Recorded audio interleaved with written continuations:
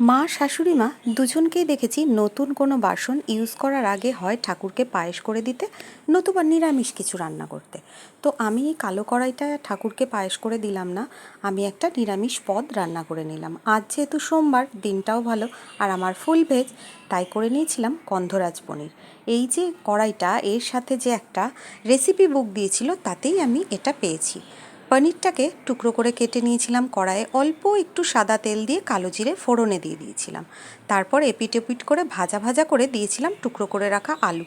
তোমরা আলু না খেলে আলুটাকে স্কিপও করতে পারো। 3টে কাঁচা লঙ্কা দিয়েছিলাম, আর দিয়েছিলাম একটা মশলা বাটা, যার মধ্যে ছিল সামান্য একটু জিরে আর একটু ধনে, একটু কাঁচা লঙ্কা, একটু টমেটো, আর পরিমাণ মতো নুন, হলুদ আর চিনি, আর কিছুই না। গোটা গরম মশলা দিয়েছিলাম।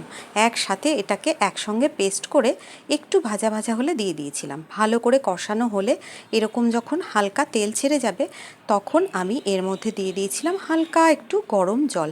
জলটা খুব বেশি পরিমাণে দেওয়ার দরকার নেই, কারণ এটা একটু ঘন ঘন হবে, জাস্ট পনিরটা ডুববে এই রকম। তারপর দিয়ে 5 মিনিট মতো ফুটিয়ে নিতে হবে হাই ফ্লেমে, তাহলেই রেডি। তারপর গ্যাসের ফ্লেমটা একটু লো করে দিয়েছিলাম স্লাইস করে রাখা 2টো গন্ধরাজ লেবু। 2টো স্লাইস দিলেই হবে, কারণ আমার পনিরটা একটু অল্প পরিমাণে ছিল। তোমরা বেশি হলে 3টে স্লাইসও দিতে পারো। স্লাইসডগুলো দেওয়ার পর তারপর কিন্তু গ্যাসের ফ্লেমটা একেবারে অফ করে দিতে হবে, নইলে কিন্তু তেতো হয়ে যাওয়ার সম্ভাবনা থাকবে। এই দেখো, দেওয়ার পর আমি গ্যাসের ফ্লেমটা অফ করে দিয়েছিলাম। তারপর ঢাকা চাপা দিয়ে 5 মিনিট স্ট্যান্ডিং টাইমে রেখে একেবারে রেডি আমার গন্ধরাজ পনির।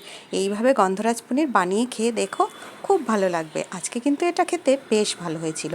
আমরা পরোটার সাথে খেয়েছিলাম, তোমরা ভাত, রুটি, পরোটা সব কিছুর সাথেই খেতে পারবে। আর রেসিপিটা কেমন লাগলো একটা কমেন্টে জানিয়ে যেতে ভুলো না কিন্তু বন্ধুরা। তোমাদের একটা কমেন্ট আমার জন্য খুবই জরুরি।